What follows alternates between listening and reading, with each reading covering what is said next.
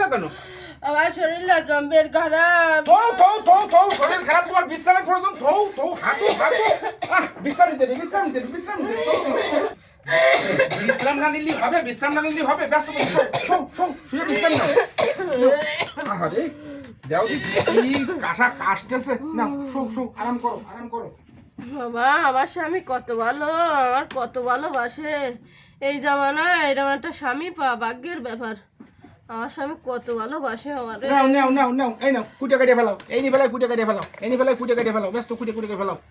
এই তুমি আমারে ভালোবাসো? হ্যাঁ, আমি আরে কোসি এই জামানায় এরকম একটা স্বামী পাওয়া ভাগ্যের ব্যাপার। তাই এই তুমি আমারে ভালোবাসো?